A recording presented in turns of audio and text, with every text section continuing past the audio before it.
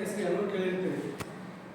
ಉತ್ತರ ಭಾರತದ ಬಹಳ ದೊಡ್ಡ ಹೆಸರು. ಭಾರತ ಇತಿಹಾಸದಾಗ ಆತ ಒಂದು ದೊಡ್ಡ ರಾಜ. ಆತನ ಇತಿಹಾಸ ಬಹಳ ದೊಡ್ಡದಲ್ಲ. ಆತನಿಗೆ ಸಂಬಂಧಪಟ್ಟಂತ ಬಹಳಷ್ಟು ಉತ್ತಮ ರಾಜಕೀಯಗಳಿಂದ ಅನೇಕ ದೃಷ್ಟಾಂತಗಳನ್ನ ಆತ ಏನಪ್ಪ ಅಂದ್ರೆ ಹೇಳ್ಯಾರ. ಅದರಲ್ಲಿ ನೀವು ಕೇಳಿರ್ಬೇಕು ವಿಕ್ರಮ ಮತ್ತು ಬೇತಾಳನ ಕಥೆಗಳು. ಅದರಂತೆ ಒಂದು ದೃಷ್ಟಾಂತ ವಿಕ್ರಮಾದಿತ್ಯನ ಬಗ್ಗೆ ಹೇಳ್ತಾರ. ಏನು ಈ ಕಥೆ ತಾತ್ಪರ್ಯ ಅಂತ ಲಾಸ್ಟ್ ಗೊತ್ತಾಗ್ತದ. ವಿಕ್ರಮಾದಿತ್ಯ ಒಂದು ದಿನ ಬೆಳಗ್ಗೆ ಏನಪ್ಪ ಅಂತಂದ್ರ ತನ್ನ ಜನ್ಮ ಕುಂಡಲಿಯನ್ನು ಓದ್ಕೊಂಡು ಕುಂತಿರ್ತಾನೆ. ಕುಂತಿರೋದ್ನಾಗ ಅವ್ರಿಗೆ ಒಂದು ಅನುಮಾನ ಪಡ್ತದೆ. ನಾನು ಹುಟ್ಟಿದ ದಿವಸನೇ ಈ ರಾಜ್ಯದಲ್ಲಿ ಹಲವಾರು ಜನರು ಹುಟ್ಟ್ಯಾರ, ಆದ್ರೆ ಯಾಕೆ ಅವರು ನನ್ನ ರಾಜರಾಗಲ್ಲ? ಅವ್ರನ್ನು ಕೂಡ ನಾನು ಹುಟ್ಟಿದ ದಿವಸನೇ ಹುಟ್ಟ್ಯಾರ, ನಾನು ಹುಟ್ಟಿದ ಟೈಮಿಗೆ ಹುಟ್ಟ್ಯಾರ, ನಾನು ಹುಟ್ಟಿದ ವರ್ಷಕ್ಕೆ ಹುಟ್ಟ್ಯಾರ, ಆದ್ರೂ ಕೂಡ ಅವ್ರು ಯಾಕೆ ರಾಜರಾಗಲಿಲ್ಲ? ನಾನೊಬ್ಬನೇ ಯಾಕೆ ರಾಜ ಆದ ಅಂತ ಒಂದು ಏನಪ್ಪ ಅಂದ್ರೆ ಕ್ವಶನ್ ಅವ್ರ ಮನಸ್ಸಿಗೆ ಹುಟ್ಟುತ್ತವ್ರು. ಅವಾಗ ಆತ ಏನ್ ಮಾಡ್ತಾನ, ತನ್ನ ಅರಮನೆಯಲ್ಲಿ ಇರ್ತಕ್ಕಂಥ ಎಲ್ಲಾ ವಿದ್ವಾಂಸರ ಜೊತೆ ಚರ್ಚೆ ಮಾಡ್ತಾನೆ. ವಿದ್ವಾಂಸರು ಒಂದೊಂದು ಉತ್ತರಗಳು ಕೊಡ್ತಾರೆ. ಆದ್ರೂ ಕೂಡ ರಾಜನ ಮನಸ್ಸಿಗೆ ಸಮಾಧಾನ ಆಗಲ್ಲ. ಅವ್ರು ಎಲ್ಲಾ ಉತ್ತರಗಳು ಕೊಟ್ಟರು ಕೂಡ ಮನಸ್ಸಿಗೆ ಚಡಪಡೆಯನ್ನೇ ಒಳಗಡೆ ಹಂಗೆ ಇರ್ತವೆ. ಲಾಸ್ಟಿಗೆ ಒಬ್ಬ ವೃದ್ಧ ಏನಪ್ಪ ಅಂತಂದ್ರೆ ವಿದ್ವಾಂಸರು ಏನಂತಾರ, ರಾಜರೇ ನಮ್ಗೆ ಗೊತ್ತದ ನಿಮ್ಗೆ ನಮ್ಮ ಉತ್ತರಗಳಿಂದ ನಿಮ್ಗೆ ಸ್ಯಾಟಿಸ್ಫ್ಯಾಕ್ಷನ್ ಆಗಿಲ್ಲ, ನೀವ್ ಏನ್ ಮಾಡಬೇಕು ಅಂತಂದ್ರ ನಮ್ಮ ರಾಜ್ಯದಿಂದ ಒಂದು 5 ಕಿಲೋಮೀಟರ್ ಹೊರಗಡೆ ಒಂದು ಕಾಡು, ಅಲ್ಲಿ ಒಂದು ಸನ್ಯಾಸಿ ವೃದ್ಧ ಸನ್ಯಾಸಿ, ಆತ ಹೋಗಿ ಕೇಳ್ರಿ, ಆತ ನಿಮ್ಮ ಪ್ರಶ್ನೆಗೆ ಉತ್ತರ ಕೊಡ್ತಾರಂತಾರೆ.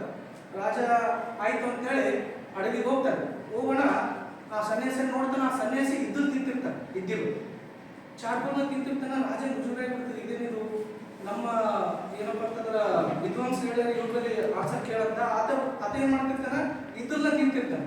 ರಾಜ ಮತ್ತು ಸನ್ಯಾಸನ ಹೋಗಿ ತನ್ನ ಕ್ವಶನ್ ಕೇಳ್ತಾನೆ. ಹಿಂದಿಂದ ನನಗ ಏನಪ್ಪ ಅಂತಂದ್ರ ತನ್ನ ಮನಸ್ಸಿನಲ್ಲಿರ್ತಕ್ಕಂಥ ನಾನೇ ಯಾಕೆ ರಾಜ ಅಂತ, ಉಳಿದವ್ರು ಯಾಕೆ ರಾಜ ಆಗಲಿಲ್ಲ ಅಂತ ಆ ಕ್ವಶನ್ ಆತ ಮುಂದಿರ್ತಾನೆ. ಅವಾಗ ಆ ಸನ್ಯಾಸಿ ಹೇಳ್ತಾನ, ಈ ಕ್ವಶನ್ಗೆ ಆನ್ಸರು ನಿಮ್ಗೆ ಇಲ್ಲಿಂದ ಒಂದು 5-6 ಕಿಲೋಮೀಟರ್ ದೂರ ಹೋಗ್ರಿ, ಅಲ್ಲೊಂದು ನಿಮ್ಗೆ ಆಶ್ರಮ ಸಿಗ್ತದ, ಅಲ್ಲೊಬ್ಬ ಸನ್ಯಾಸಿ ಅನ್ನೋ ವೃದ್ಧ ಸನ್ಯಾಸಿ, ಆತ ನಿಮ್ಗೆ ಆನ್ಸರ್ ಕೊಡ್ತಾನೆ ಅಂತ ಹೇಳ್ತಾನೆ. ಯಾರೋ ಈ ಇದ್ದಿರ್ತಕ್ಕಂಥ ಸನ್ಯಾಸಿ. ರಾಜ ಆಯ್ತು ಉತ್ತರ ಸಿಗಲಿಲ್ಲ, ಮತ್ತೆ ಆ ಕಡೆ ಹೋಗ್ತಾನ, ಅಲ್ಲೊಂದು ಆಶ್ರಮ ಇರ್ತದ, ಅಲ್ಲಿ ಆ ಸನ್ಯಾಸಿ ಮಣ್ಣು ತಿಂತಿರ್ತಾನೆ.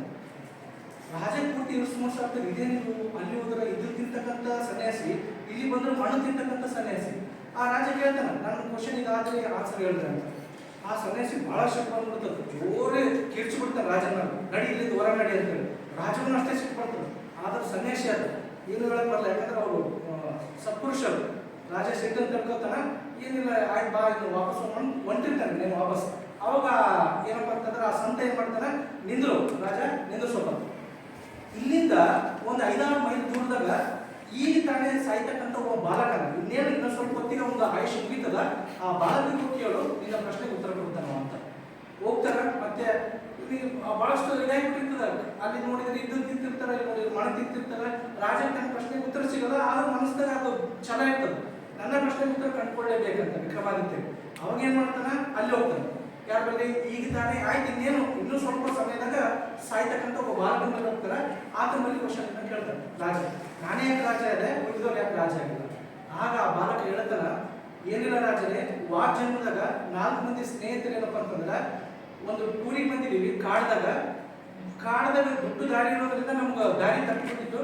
ನಮ್ ಬುತ್ತಿ ತಗೊಂಡು ರಾತ್ರಿ ಒಂದ್ ಕಡೆ ಊಟ ಕುಂತಿದೀವಿ. ಇನ್ನೇನು ಟೈರ್ಡ್ ಆಗಿದೆ, ದಾರಿ ಅಂತ ತಪ್ಪಿ ಊಟ ಮಾಡೋಣ ಅಂತ ಹೇಳಿ ಬುತ್ತಿ ಬಿಚ್ಕೊಂಡು ಒಂದ್ ಕಡೆ ಕುಂತಿದೀವಿ. ಇನ್ನೇನು ಊಟ ತೆಗೆದು ಬಾಯಿ ಇಡಬೇಕನ್ನಷ್ಟಿಗೆ ಒಬ್ಬ ಮುತ್ತೆ ಬಂದ ನಾನು ಭಾಳ ಹಸುವಾಗಿದ್ರಿ, ನೀವೇನು ಊಟ ತಿಂದ್ರಲ್ಲ, ಒಂದು ರೊಟ್ಟಿ ನನಗೂ ಕೊಟ್ಟು ತಿಂದ್ರಾಗ ಅಂತ ಕೇಳಿದೆ. ಅದ್ರಾಗ ನಮ್ಮ ಒಬ್ಬ ಸ್ನೇಹಿತ ಅದು ಏನಂತಪ್ಪ ಅಂತಂದ್ರ, ನಿನಗೆ ಕೊಟ್ರ ನಾನೇನು ಇದ್ರು ತಿಂದೇನಂತಂದ. ನಿನಗೆ ಕೊಟ್ರ ನಾನೇನು ಇದ್ರು ತಿಂದೇನಂತಂದ. ಇನ್ನೊಬ್ಬ ಸ್ನೇಹಿತ ಏನಂದ, ನಿನಗೆ ಕೊಟ್ರೆ ನಾನು ಮಣ್ಣು ತಿಂದೇನಂತ ಇನ್ನೊಬ್ಬ ಸ್ನೇಹಿತ. ಒಬ್ಬವ ನಿನ್ ಕೊಟ್ರೆ ನಾನು ಇದ್ರು ತಿಂದೆ, ಇನ್ನೊಬ್ಬವ ನಿನ್ ಕೊಟ್ರೆ ನಾನು ಮಣ್ಣು ತಿಂದೆ ಅಂತಂದ.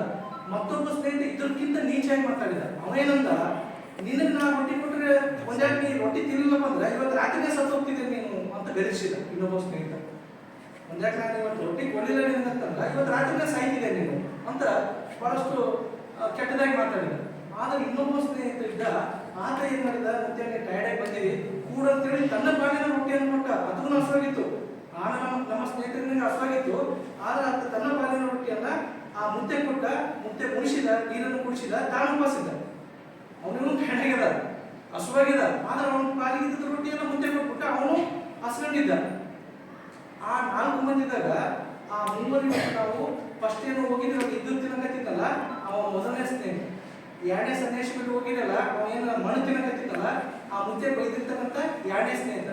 ಮೂರನೇ ಸ್ನೇಹಿತ ಈಗ ನಮ್ಮ ಬಳಿ ಬಂದಿರಲ್ಲ, ನಾನು ಆ ಮುತ್ತೆಗೆ ಏನಂತ ಬೈದಿದ್ದೆ ವಾಜನ್ಮದಾಗ, ರೊಟ್ಟಿ ತಿನ್ಲಿಕ್ಕಂದ್ರೆ ಇವತ್ತೇ ರಾತ್ರಿ ಸಾಯ್ತಿದ್ದೇನೆ ಅಂತ ಬೈದಿದ್ದೆ. ಆದ್ದರಿಂದ ನಾನು ಆಯಸ್ಸು ಮುಗಿತಿಲ್ಲ, ಇನ್ನೇನು ಕೆಲವೇ ಗಂಟೆಗಳ ನಾನು ಸತ್ತು ಹೋಗ್ತೀನಿ. ಆದ್ದರಿಂದ ರಾಜ ಇನ್ನೇನು ಲಾಸ್ಟ್ ಒಬ್ಬ ಸ್ನೇಹಿತ ಇದ್ದಂತ ಹೇಳಿದ್ನಲ್ಲ, ತನ್ನ ಪಾಲಿನ ರೊಟ್ಟಿಯನ್ನ ತಾನು ಹಸ್ಕೊಂಡಿದ್ದು ಆ ಮುತ್ತೆ ಕೊಟ್ಟು ಆ ಮುತ್ತೆನ ಹಸುವನ್ನ ನಿವಾರಿಸಿದಲ್ಲ, ಆ ದೋಸ್ತ್ ಬೇರೆ ಅಲ್ಲ, ಆತನೇ ನೀನು ರಾಜ ವಿಕ್ರಮಾದಿತ್ಯ, ನೀನೇ ಆ ರಾಜ ಅಂತ ರಾಜಕ್ಕೆ ವಿಭ್ರಾಂತಿ ಆಗ್ತದೆ. ಹೌದಾ, ಏನಿಲ್ಲ, ನಿನ್ನ ಒಳ್ಳೆಯ ಸತ್ಕಾರ್ಯಗಳಿಂದ ನೀನು ರಾಜನಾಗಿದ್ದಿ ಅಷ್ಟೇ, ಮತ್ತೇನಿಲ್ಲ.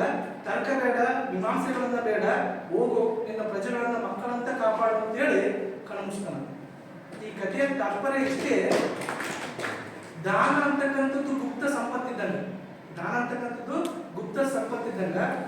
ನಾವು ಹೇಳ್ತೀವಿ ಲಾಸ್ಟಿಗೆ ನಮ್ಮಿಂದ ಬರೋದು ಪಾಪ, ಪುಣ್ಯ, ದಾನ, ಧರ್ಮ, ಉಳುಕಿದ್ದೆಲ್ಲ ಇಲ್ಲೇ ಬಿಟ್ಟು ಹೋಗ್ತೀವಿ. ಈ ಕಥೆ ಇವನು ನಮ್ಮ ಏನಪ್ಪ ಅಂತಂದ್ರೆ ನಮ್ಮ ಪುರಾಣಗಳಲ್ಲಿ ನಮ್ಮ ಹಿರಿಯರು ದೃಷ್ಟಾಂತ ಕಥೆಗಳ ಮೂಲಕ ಹೇಳ್ತಾರೆ. ದಾನ ಅಂತಕ್ಕಂಥದ್ದು ಗುಪ್ತ ಧನ ಇದ್ದಂಗ, ಅದು ನಮ್ಮ ಕಣ್ಣಿಗೆ ಕಾಣಲ್ಲ, ಬಟ್ ಅದು ನಮ್ಮನ್ನ ಕಾಪಾಡ್ತದೆ. ಅದು ನಮ್ಮ ಕಣ್ಣಿಗೆ ವಿಕ್ರಮಾದಿತ್ಯ ಕ್ವಶನ್ ಆನ್ಸರ್ ಸಿಕ್ಕಿತ್ತು. ಏನು ಯಾಕವ ರಾಜ ಏನಪ್ಪ ಅಂದ್ರೆ ಹಿಂದಿನ ಕಾಲದ ದಾನ ಧರ್ಮ ಮಾಡ್ಯಾನ, ಹಿಂಗಾಗಿ ಇವತ್ತು ಅವನು ಶ್ರೇಷ್ಠ ಬುದ್ಧಿ ಸಿಕ್ಕದ ಅಂತ ಹೇಳಿ ಅವನಿಗೆ ಇದು. ಪಾಪನು ಕೂಡ ಅಷ್ಟೇ, ಸಾಲ ಇದ್ದಂಗೆ ಪಾಪ, ಅದನ್ನು ಬಡ್ಡಿ ಸಮೇತ ತೀರಿಸಲೇಬೇಕು ನಾವು. ಪಾಪ ಅಂತಕ್ಕಂಥದ್ದು ಸಾಲ, ದಾನ ಅಂತಕ್ಕಂಥದ್ದು ಗುಪ್ತಧನ ಇದ್ದಂಗೆ ಅಂತ ಹೇಳ್ತಾರೆ. ಅದಕ್ಕೆ ಭೀಷ್ಮಾಚಾರ್ಯರಿಗೆ ಈ ದಾನದ ಬಗ್ಗೆ ಭೀಷ್ಮಾಚಾರ್ಯರಿಗೆ ಇದು ಯಾರು ಧರ್ಮರಾಯ ಕೇಳ್ತಾನೆ, ದಾನ ಹೆಂಗ್ ಮಾಡ್ಬೇಕು, ದಾನ ಅಂದ್ರೆ ಏನು, ದಾನ ಹೆಂಗ್ ಮಾಡ್ಬೇಕಂತ. ಅದಕ್ಕೆ ಭೀಷ್ಮಾಚಾರ್ಯರು ಭಾರಿ ಉತ್ತರ ಕೊಡ್ತಾರೆ. ದಾನ ಅಂತಕ್ಕಂಥದ್ದನ್ನ ಹೆಂಗ್ ಮಾಡ್ಬೇಕಪ್ಪ ಅಂತಂದ್ರ, ನಿನ್ನ ವಸ್ತುನ ನಿನಗೆ ಕೊಡಕತ್ತೀನಿ, ನಾನ್ ಕೊಡ್ತೀನಿ ಅಂತ ಮಾಡಬಾರ್ದು, ನಿನ್ನ ವಸ್ತುನ ನಿನಗೆ ಕೊಡಕತ್ತೀನಿ ಅಂತ ಭಾವದಿಂದ ಮಾಡ್ಬೇಕಂತ ಹೇಳ್ತಾರೆ. ಈ ಫಾರ್ ಎಕ್ಸಾಂಪಲ್ ನಾ ಯಾವಾಗಲೇ ಒಂದು ಪೆನ್ ಇಸ್ಕೊಂಡಿದ್ದೆ, ಆ ಪೆನ್ ನಾನು ತಗೊಳ್ತೀನಿ, ಅವ್ರಿಗೆ ಕೊಡತ್ತೀನಿ, ನನ್ನ ಮನಸ್ಸಿನಾಗ ಏನಿರ್ತದ, ಅವ್ರ ಪೆನ್ನ ಅವ್ರಿಗೆ ಕೊಡ್ತಾ ಇದ್ದೀನಿ, ಥ್ಯಾಂಕ್ಸ್, ಒಂದು ಧನ್ಯತಾ ಭಾವ ಇರ್ತದೆ. ಥ್ಯಾಂಕ್ಸ್ ರೀ ಸರ್, ಇಷ್ಟೊತ್ತನ ನಿಮ್ಮ ಪೆನ್ ಇಟ್ಕೊಂಡಿದ್ದೆ, ಈಗ ಆ ಪೆನ್ ನಿಮ್ಗೆ ಕೊಡ್ತಾ ಇದ್ದೀನಿ. ಅಹಂಕಾರ ಕೊಡೋದ್ರ ಒಳಗಡೆ ಧನ್ಯತಾ ಭಾವ ಇರ್ತದೆ. ಆ ಧನ್ಯತಾ ಭಾವದಿಂದ ದಾನ ಮಾಡ್ಬೇಕಂತ ಅಂದ್ರೆ ಮಾತ್ರ ಆ ದಾನ ಅರ್ಥ. ದಾನವನ್ನು ನಾವು ಅಹಂಕಾರದಿಂದ ನನ್ನ ಹೆಸರು ಬಂದೆ ಅಂತ ಮಾಡಿದ್ರೆ ಪ್ರಚಾರ ಆಗ್ಬಿಡ್ತದೆ, ಅಡ್ವರ್ಟೈಸ್ಮೆಂಟ್ ಅಲ್ಲಿ ಮುಗೀತು. ಇದನ್ನೇ ಕೃಷ್ಣ ಭಾಳ ಚಂದ ಹೇಳ್ತಾನೆ. ಯಾಕಂತಂದ್ರೆ ನಮ್ಗೆಲ್ಲರಿಗೂ ಗೊತ್ತು, ಅರ್ಜುನ ಪ್ರಚಾರ ಪ್ರಿಯ, ಅವನು ದಾನ ಧರ್ಮ ಮಾಡಿಲ್ಲ ಅಂತಲ್ಲ, ಆದ್ರೆ ಪ್ರಚಾರವನ್ನು ಬಯಸ್ತಿದ್ದ, ನಾನೇ ಮಾಡೀನಿ, ನನ್ನ ಹೆಸರಿರ್ಲಿ. ಈಗಂತ ನೋಡ್ತಿರ್ತೀರಲ್ಲ ಸೋಷಿಯಲ್ ಮೀಡಿಯಾದಾಗ, ದಾನ ಮಾಡ್ತಾರ, ಫೋಟೋ ತೆಕ್ಕಂತ ನನ್ನ ಹೆಸರು ಹಾಕ್ತಾರ, ಎಷ್ಟು ಒಂದು ಸೂಕ್ಷ್ಮತೆ ಹಾಳಾಗ್ತದ. ದಾನ ಮಾಡೋದೇ ನಿಮ್ಮ ಫೋಟೋಗಳನ್ನ ಮನೆಗೆ ಇಟ್ಟೋಗಿ, ನಿಮ್ಮ ಕ್ಯಾಮ್ರಾಗಳನ್ನ ಇಸ್ತಿಟ್ಕೋಗಿ. ದಾನ ಕೊಟ್ಟು ಬಲಗೈಯಿಂದ ಕೊಟ್ಟದ್ದು ಎಡಗೈ ಗೊತ್ತಾಗ್ಬಾರ್ದು ಅಂದ್ರೆ ದಾನ. ಇನ್ನೊಬ್ರಿಗೆ ಕೊಟ್ಟರೆ ಅಂದ್ರೆ ಹೇಳಿದ್ನಲ್ಲ, ಭೀಷ್ಮಾಚಾರ್ಯ ಏನ್ ಹೇಳ್ತಾರ, ನೀನ್ ಕೊಟ್ಟಿಲ್ಲ ಅಂತ ಅನ್ಕೋಬೇಡ, ಆತಂದೇ ಆತ ಕೊಟ್ಟಿರಿ, ಆತನೇ ನಿನ್ನ ಕೊಟ್ಟಿದ್ದ ಸ್ವಲ್ಪ ಸಿಗುವ ಅಂತೇಳಿ ಈಗ ಆತಂದೇ ಆತ ವಾಪಸ್ ಕೊಟ್ಟಿರಿ, ಹಂಗ ಮಾಡ್ತಾರೆ ದಾನ. ಈ ಕೈಗೆ ಹಿಂಗ ಕೊಟ್ಟಿರೋದು ಇದು ಗೊತ್ತಾಗ್ಬೋದು, ಅದೇ ದಾನ. ಅಂದಾಗೆ ದಾನಕ್ಕೊಂದು ಅರ್ಥ ಬರ್ತದೆ ಅಂತ ಭೀಷ್ಮಾಚಾರ್ಯ ಹೇಳ್ತಾರೆ. ಈಗೆಲ್ಲ ನಾವು ನೋಡ್ತೀವಿ, ಆದ್ರಿಂದ ನೀವೆಲ್ಲ ಓದಿರ್ತೀವಿ, ದಾನ ಮಾಡೋದಾಗ ಫೋಟೋಗ್ರಫಿಗಳನ್ನ, ನಿಮ್ಮ ಹೆಸರುಗಳನ್ನ ಬಳಬಿಟ್ಟಿರ್ತಾರೆ, ಫ್ಯಾನ್ಗಳಲ್ಲ, ಇಲ್ಲ ಬೋರ್ಡ್ಗಳಲ್ಲ, ಅವೆಲ್ಲ ಬೇಡ. ದಾನ ಮಾಡಕ್ಕಿಂತಂದ್ರೆ ಉದಾರ ಮನಸ್ಸಿನಿಂದ ಮಾಡಿ ಅದನ್ನ ಪುಣ್ಯ ಬರ್ತದೆ. ಕೃಷ್ಣ ಹೇಳಕತ್ತಿದ್ದೆ, ಕೃಷ್ಣ ಅರ್ಜುನನ ಕೇಳ್ತಾರ, ನೀನೆಲ್ಲ ದಾನ, ಅರ್ಜುನ ಹೇಳ್ತಾನೆ ಕೃಷ್ಣಗ, ನಾ ಎಲ್ಲ ದಾನ ಧರ್ಮ ಮಾಡಿದ ಕೃಷ್ಣ, ನನ್ನ ಪುಣ್ಯ ಬರ್ತದೆ ಅಂತ ಅರ್ಜುನ ಕೇಳ್ತಾನೆ ಕೃಷ್ಣ. ಅದಕ್ಕ ಕೃಷ್ಣ ಭಾಳ ಚಂದ ಹೇಳ್ತಾನೆ, ನಿನಗೆ ಪ್ರಚಾರ ಬೇಕಾ ಪುಣ್ಯ ಬೇಕು, ನಿನಗ ಪ್ರಚಾರ ಬೇಕಾ ಇನ್ನು ಪುಣ್ಯ ಬೇಕಾ. ಅರ್ಜುನಿಗೆ ಗೊಂದಲಾಗ್ತದೆ, ನೀನೇ ಹೇಳು ಪರಮಾತ್ಮ ಅಂತ. ನಿನಗೆ ಪ್ರಚಾರ ಬೇಕಿತ್ತಪ್ಪ ಅಂತಂದ್ರೆ ಈಗ ಮಾಡಕತ್ತೆ ಉಚ್ಚಪ್ಪ, ದಾನ ಕೊಟ್ಟು ಫೋಟೋ ತಕೊಂಡು ನಿನ್ನ ಹೆಸರು ಬರ್ಬೋದು, ನಿನ್ನ ಹೆಸರು ಹೇಳಿಕೆದು ಹಿಂಗೆ ಮಾಡಿದ್ರೆ ಪ್ರಚಾರ ಆಗ್ತದೆ. ಅವನಿಗೆ ಬೇಕಾದ ನೀನು ಕೊಟ್ಟು ನೀನು ಪ್ರಚಾರ ಮಾಡ್ಕೊಂಡು ಅಲ್ಲಿಗೆ ಸಮಾಪ್ತಿ, ಅಲ್ಲಿಗೆ ನಿನಗೆ ಪುಣ್ಯ ಇಲ್ಲ. ಪುಣ್ಯ ಬೇಕಪ್ಪ ಅಂತಂದ್ರ ಹೇಳಿದ್ರ ಭೀಷ್ಮಾಚಾರ್ಯರು ಹೇಳಿದಂಗ ಅವನಿಂದ ಅವನಿಗೆ ಕೊಡಕತ್ತೀನಿ, ಅಲ್ಲಿ ನಿನ್ನ ಆಮ್ ಇರಬಾರ್ದು, ಯಾವುದೇ ತರನಾದಂತ ನಿನ್ನ ಆಮ್ ಇರಂಗಿಲ್ಲ, ನಿನ್ನ ಹೆಸರು ಇರಂಗಿಲ್ಲ, ಬಲಗೈ ಕೊಟ್ಟದ್ದು ಎಡಗೈ ಗೊತ್ತಾಗದಂತ ಕೊಟ್ಟಿದ್ದೆ, ಅದಕ್ಕೆ ನಿನಗೆ ಪುಣ್ಯ ಪ್ರಾಪ್ತಿ ಆಗ್ತದ ಅಂತ ಕೃಷ್ಣ ಅರ್ಜುನ ಕೇಳ್ತಾರೆ. ಇದು ದಾನ ಮಾಡ್ತಕ್ಕಂಥ ಒಂದು ವಿಧ ಅಂತ ಏನಪ್ಪ ಅಂದ್ರೆ ನಾವು ಮಹಾಭಾರತದಲ್ಲಿ ನೋಡ್ತೀವಿ. ಇವತ್ತಿನ ನಮ್ಮ ಚಿಂತನೆ ಇಷ್ಟೇ, ದಾನ ಅಂತಕ್ಕಂಥದ್ದು ಗುಪ್ತ ಧನ ಇದ್ದಂತೆ, ಅದೇ ರೀತಿ ಪಾಪ ಕಾರ್ಯಗಳು ಸಾಲ ಇದ್ದಂತೆ, ಬಡ್ಡಿ ಸಮೇತ ತೀರಿಸಲೇಬೇಕಾಗ್ತದೆ. ಇಂಗ್ಲಿಷ್ ಬಹಳ ಚಂದ ಹೇಳ್ತಾರೆ, ಕರ್ಮ ನೆವರ್ ಫಾರ್ಗೆಟ್ ಇಸ್ ಅಡ್ರೆಸ್. ಯಾವತ್ತೂ ಕೂಡ ಕರ್ಮ ತನ್ನ ವಿಳಾಸವನ್ನ ಮರೆಯಂಗಿಲ್ಲ. ಒಂದು 1000 ಜನ ಇರ್ತಕ್ಕಂಥ 1000 ಜನ ಮಕ್ಕಳಿದ್ರು ಕೂಡ ತಾಯಿ ತನ್ನ ಮಗನನ್ನು ಪುನಃ ಹಿಡಿತಾಳೆ. 1,00,000 ಮಂದಿ ಇರಲಿ, ಆ 1,00,000 ನಡಬರ್ದಾಗ ಇವನೇ ನನ್ನ ಮಗ